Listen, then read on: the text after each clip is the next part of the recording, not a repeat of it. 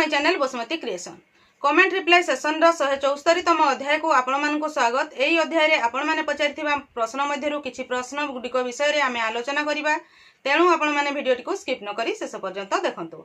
चलंतु dairy न करी कि आजिरो भिडियोटी को स्टार्ट करिबा। आजिरो भिडियोर प्रथम प्रश्नटी हैला, दीदी मोर आधार कार्ड रे RASHMI रश्मि अछि, पासबुक रे RASMI रश्मि अछि, तेणु मु पाइबी कि नाही प्लीज कहंतु। देखंतु सुभद्रा योजना टंका उपरे भिडियो रे प्रश्नटी से पचारछंती।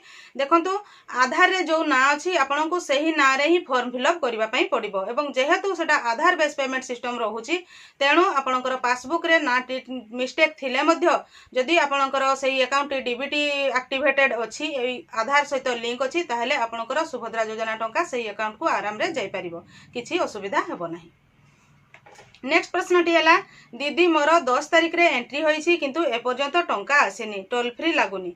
देखंतु टोल फ्री नंबर जेहेतु गोटिए बहुत जन कॉल करूछंती सेथि पई लागु नथिबो। आपण फ्री टाइम देखिकी बहुत समय ट्राई करंतु, निश्चित भाव रे आपणकर क्वालिटी लागिबो। ता सहित आपण जो कहउछंती 10 तारिख रे एंट्री होईछि ताहले आपणकर मिली जिबा कथा। आपणकर जतोटी अकाउंट अछि सब अकाउंट गुडी को आपण अपडेट करे नियंतु।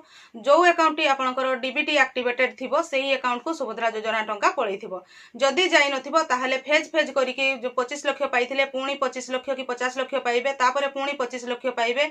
एही परी प्रोसेस कंटिन्यू हेबो एवं मार्च 8 तारिख पूर्वरु आपण एही टंका प्रथम किस्ती टंका पाई परिबे। जदि कोनोसी कारणवशत प्रथम किस्ती टंका मार्च 8 भितरे न पाइथिबे ताहले मार्च 8 तारिख दिन एका बेले दुईटी किस्ती टंका मध्य पाई परिबे। तेणु आपण चेक करंतु आपणकर को अकाउंट को जाईछि कि जाईनी एवं टोल फ्री नंबर रे ट्राई करथांतु। चैनल टी को प्रथम थर पई देखुथिले सब्सक्राइब कर नियंतु एवं पाखरे थिबा घंटी चिन्हटी को टिपी ऑल बटन को प्रेस कर दियंतु, ताहले आपण माने मोर आगामी वीडियो रो नोटिफिकेशन ठीक समय रे पाई परिबे। नेक्स्ट प्रश्नटी हैला, मैम कमिटी रे जो मेंबर रहिबे सेही 10 जन इसी मेंबर भितरु ना अलगा। एटा होची प्रोड्यूसर ग्रुप बा हमर पीजी ग्रुप जो गठन होउची ग्राम पंचायत गुडी करे कोन केते एसएचजी को नेई कि हमर प्रोड्यूसर ग्रुप गठन होउची सेही तारो कमिटी मेंबर कथा वीडियो प्रश्न रे पचारछंती। सेही 10 जन इसी मेंबर अछंती सेमानक मध्यरु ही कमिटी मेंबर रे रहिबे। नेक्स्ट प्रश्नटी हैला, दीदी पीजी ग्रुप गठन बेले उद्योग मित्र बाछंती ना परे। देखंतु बहुत गड़िए पीजी ग्रुप जतेबेले गठन होउथाय सेही समय रे ही उद्योग मित्रन को चयन करा जायथाय, किंतु गाइडलाइन हिसाब रे प्रथम रे पीजी ग्रुप टी गठन हबो एवं पीजी ग्रुप रो ना रे अकाउंट खोला जिवो। तापरे जाइकी तांकर पीजी ग्रुप रो प्रेसिडेंट सेक्रेटरी माननकु नेइकी तांकर बैठक हेबो एवं सेथिरे एडवर्टाइजमेंट बाहर करा जिवो। जो मानकर एलिजिबल थिबे तांकर गाइडलाइन हिसाब रे जो माने एलिजिबल थिबे सेही माने आवेदन करिवे एवं सेमानकर से आवेदन को देखिकी केते जण आवेदन करछंती तार सिलेक्शन प्रोसेस अछि। जे अधिक पढी थिबो सेही मानकु नेइकी सेही मानकु उद्योग मित्र भाबे चयन करा जायथाय। तेणु जते प्रथम रे पीजी ग्रुप गठन हबो तापरे जाइकी आपनकर पीजी ग्रुप निमंते उद्योग मित्र सिलेक्शन हेबे। नेक्स्ट प्रश्नटी हैला, मैम मोर सब कंप्लीट होई सरिला परे भी ग्रीन टिक आसु नाही, कोन प्रॉब्लम अछि कि? एटा होची VPRP रो से प्रश्न पचारि छंती। आपण जते बेले से VPRP रो एंट्री करि सरिला परे सेंड फॉर अप्रूवल बा सेंड टू VO किबा VO रु GP को जते बेले आपण सेंड करछंती सेही समय रे जदी आपणकर मोबाइल रे नेटवर्क ठीक नथिबो बा सेही समय रे जदी सर्वर प्रॉब्लम थिबो ताहले एही टाइप रो आसे नाही। तेणु जो समय रे आपण सेंड करूछंती सेही समय रे आपणकर मोबाइल रे देखंतु ठीक नेटवर्क अछि कि नाही।